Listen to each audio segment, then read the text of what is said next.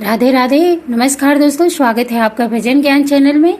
वैशाख महात्म्य 15वां अध्याय। इसके पहले मैंने और भी अध्याय अपने डाले हैं चैनल पे, आप जरूर सुनिएगा। अब वैशाख मास में इसे जरूर सुनना चाहिए। इसे सुनने से गंगा स्नान का फल प्राप्त होता है और बहुत सारी जानकारी प्राप्त होती है कि हमें वैशाख मास में कौन से नियम धर्म करने चाहिए, किस चीज का दान करना चाहिए और कौन सी तिथियां विशेष है, महत्व है, उन तिथियों पर क्या क्या करना चाहिए।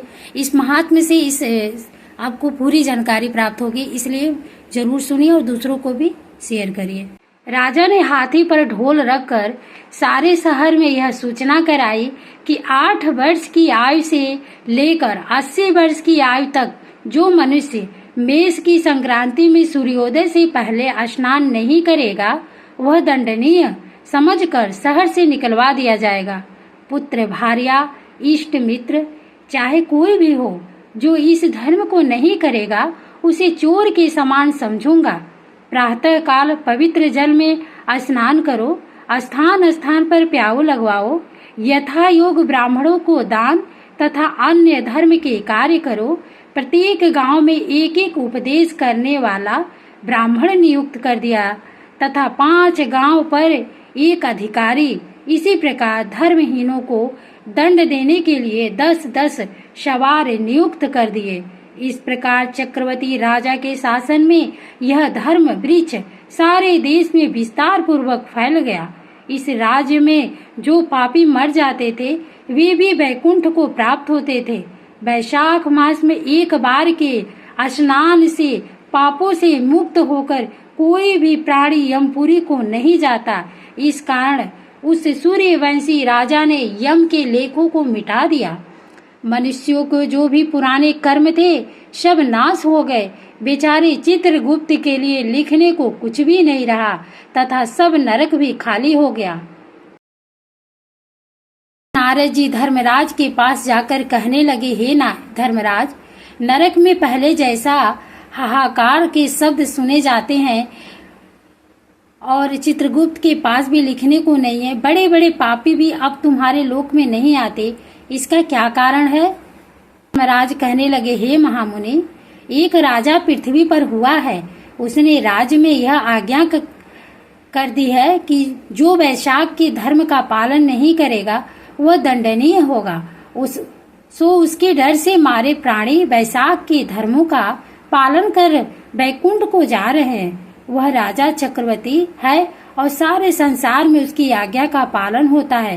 कर्मों के नाश से चित्रगुप्त के लिए लिखने को कुछ नहीं रहा और मैं काठ की मूर्ति के समान बैठा हूँ।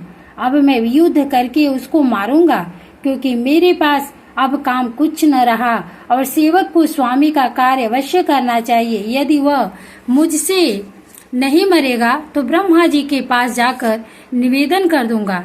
इस प्रकार नारद जी कहकर यमराज मृत्यु, रोग, जरा आदि सब सेवकों और दूतों को साथ ले दंड धारण कर भैंसे पर चढ़ पृथ्वी पर आया और सिंहनाद करते हुए राजा की नगरी को चारों ओर से घेर लिया। इससे समस्त प्रजा अत्यंत भयभीत हो गई। राजा भी यह सुनकर कि यम ने पुरी को घेर लिया है, अपनी सेना सजाकर नगर से बाहर आया। फिर दोनों में ऐसा घोर युद्ध हुआ कि रोमांच खड़े हो गए। राजा ने थोड़ी देर में मृत्यु काल रोग तथा यमराज के दूसरे दैत्यों को मारकर भगा दिया। तब भैंसों पर सवार यमराज स्वयं राजा के सामने आया और भीषण गर्जना करके राजा पर बाण चलाने लगा। तब राजा ने 3 बाणों से उसके धनुष को काट दिया। अब यम ढाल तलवार ले राजा को मारने के लिए चला। तब राजा ने उसकी ढाल तलवार भी काट दी और काले सर्प की तरह फुंकार मारता हुआ क्रोधित हो एक बाण यम के मस्तक पर मारा। तब यमराज ने क्रोधित होकर अपना दंड उठाया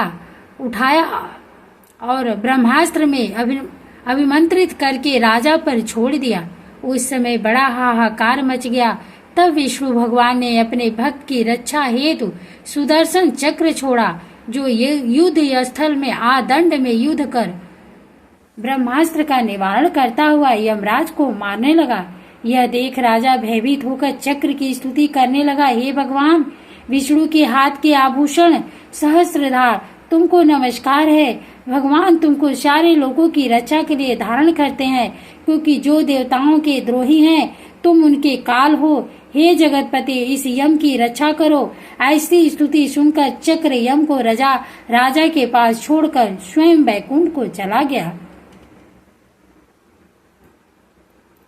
फिर यमराज उदासीन होकर ब्रह्मालोक में ब्रह्मा जी के पास गया।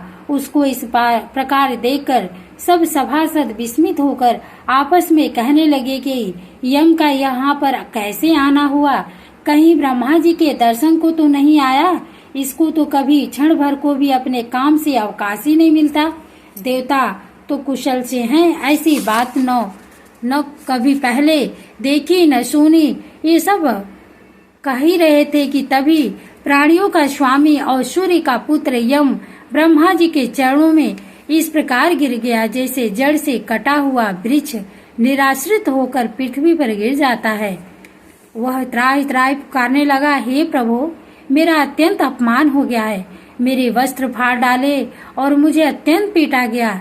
मेरी प्रतिष्ठा और मर्यादा सब भंग हो गई है। हे कमलासन, आपके होते हुए मेरी यह दुर्गति हुई। ऐसा कह यह मूर्छा खाकर गिर गया। तब वहां पर बड़ा कोलाहल हुआ। तब पवन ने आकर ब्रह्मा जी की आज्ञा अनुसार सबकी बाणी रोक दी और अपनी विशाल भुजाओं से यम को उठाया और उसे आसन पर बिठाकर कहने लगा, हे यम, किसने तेरा अपमान किया?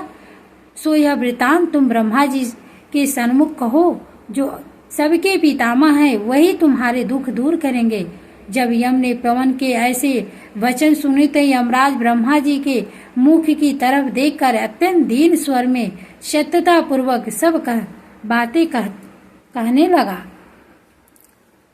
राधे राधे। अगला अध्याय अगले वीडियो में। इस कहानी को पूरा सुनिएगा। आपको वैशाख महात्म्य की जो महत्व है, जो प्रभाव है, सब पता चल जाएगा। धन्यवाद।